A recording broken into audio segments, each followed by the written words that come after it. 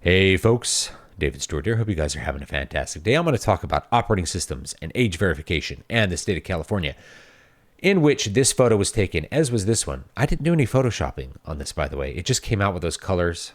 It was a moment. I captured it. Pretty happy with it. Let's talk about what the great state of California, of which I was a resident several times actually. What they're trying to do starting January 1st, 2027 is that you will be required to provide your age for the operating system. And the operating system will have to provide that age to applications. Now, the justification for this is to, of course, keep kids safe. But we have to ask several questions for this. The first one that arises is, will it actually keep kids safe? I think the answer to most people is no. No, it may keep some kids safe because I think kids that are coming up now are maybe less tech literate than the older people. We've had a regression in tech literacy where kids born in the 80s and 90s were super tech literate, and then the kids that started coming afterwards like barely even know how to use a phone, and they've lost a lot of that knowledge. So it may keep some kids safe, but probably not. Kids tend to be clever. If they want to get access to a thing, they will figure out how to get around that. This was a thing in public schools when we had Chromebooks everywhere. It's like, oh, the Chromebooks are super locked down, the kids are safe. I'm like, those kids are looking at porn on those Chromebooks. They get caught for it all the time. How are they doing it? Well, they figure out how to use VPNs on them. They just figure out how to get around the block. So will this really keep kids safe? I don't think so.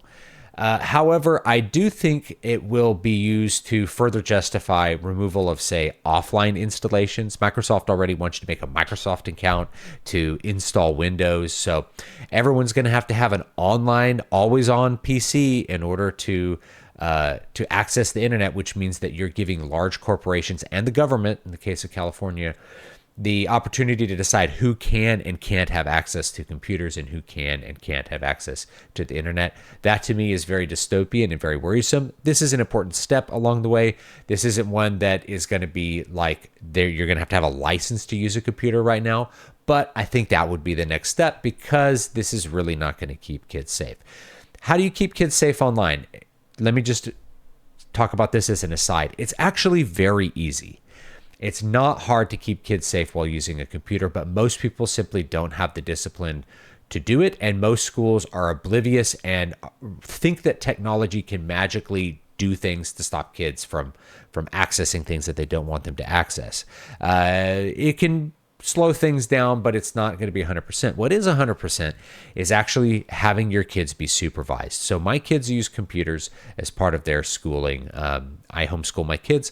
Their computers they don't have any computers in their rooms. There's no private computers in our house. And the closest thing would be like mom and dad have phones. I guess those are kind of private computers, but my computer, I have windows behind me, and their computers are all in a line, and my computer is basically right next to them.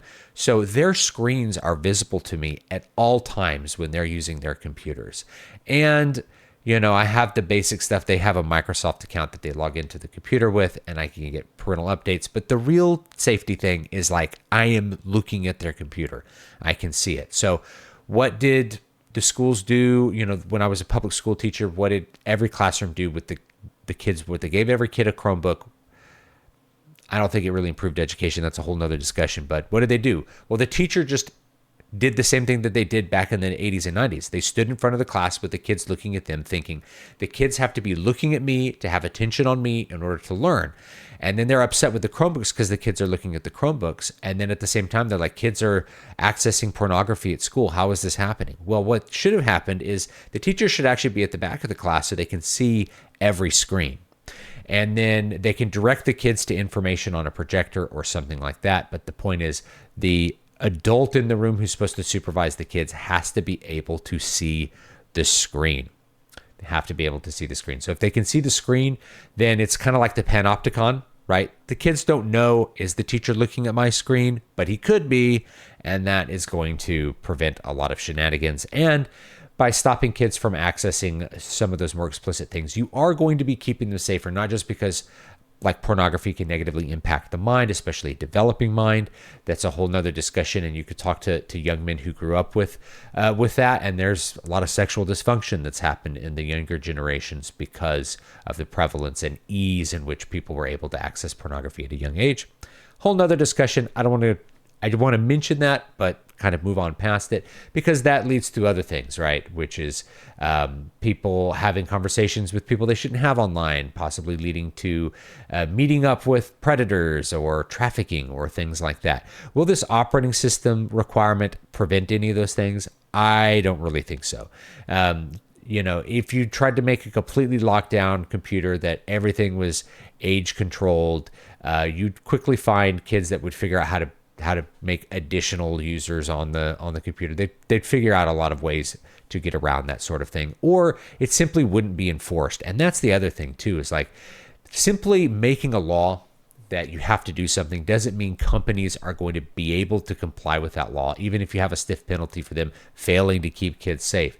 They'll simply stop distributing it in California, or they'll say this is not for use by people in California. You have a disclaimer, and people from California have to choose to install the operating system and waive their liability and things like that in order to install whatever distro of Linux that they happen to want to get online. And as far as I know, there's not going to be any way to just stop people from getting that software across state lines and things like that. You could have a constitutional issue where there's some kind of interstate regulation problem between California and the rest of the states. However, I do think that Windows would quite happily implement this and make it more robust than even California government would want.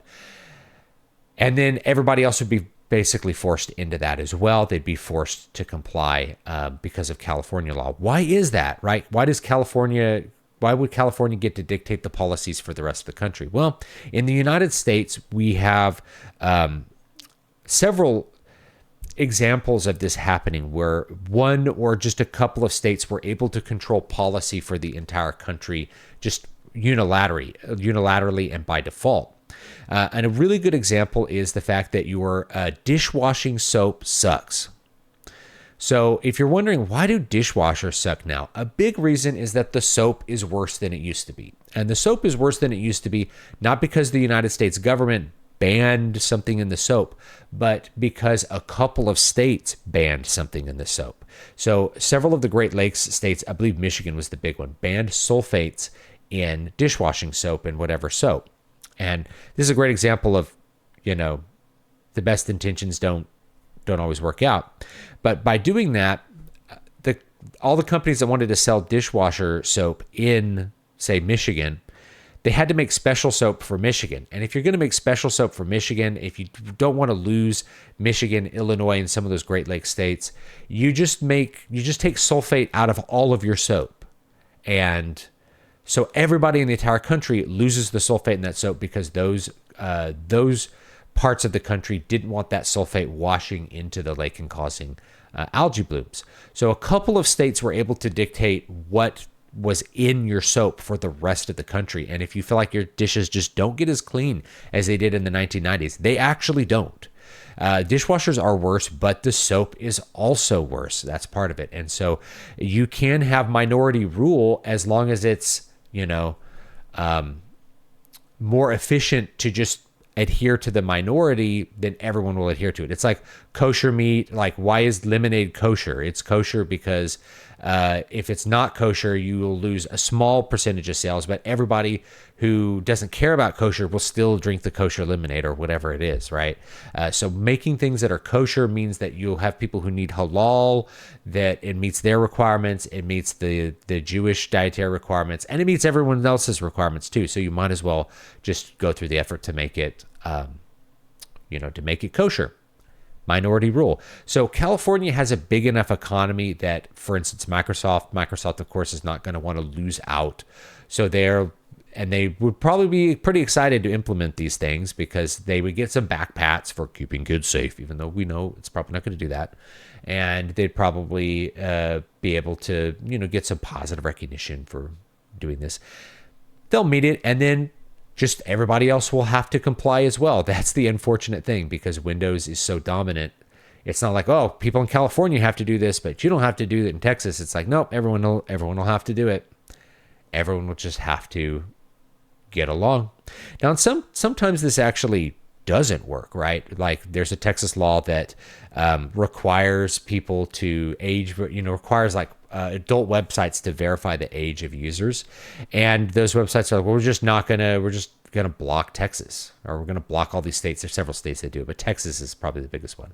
Rather than, oh, we'll adhere to that in order to reach Texas, they're like, we'll just block Texas rather than age verify people.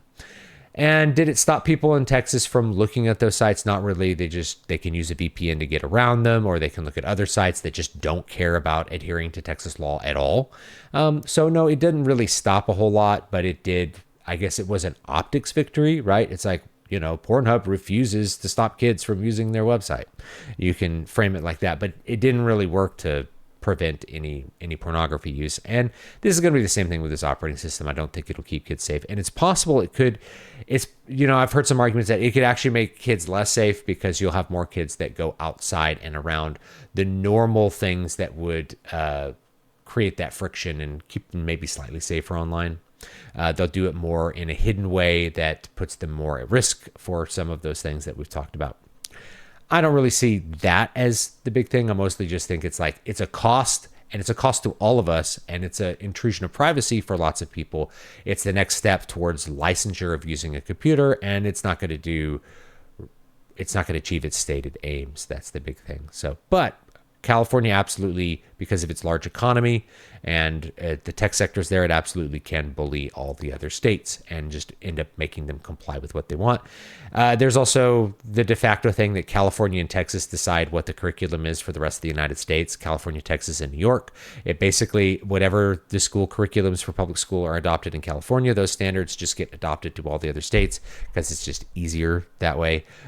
So that kind of minority rule, it happens a lot. But I want to know your thoughts down below about this operating system age verification, if you think it's going to be a good thing or a bad thing. I think there's no practical way to enforce it meaningfully, but I think it's a bad thing. So that's where I fall on this. But I'd love to know what you guys think. Have a great one, and I'll see you all next time. Here's a picture that I took in California. I've taken lots of beautiful pictures outside of California too. The cover of my second album was all taken in. It was taken in Arizona. So anyway, I'll see you guys next time. Have a great one.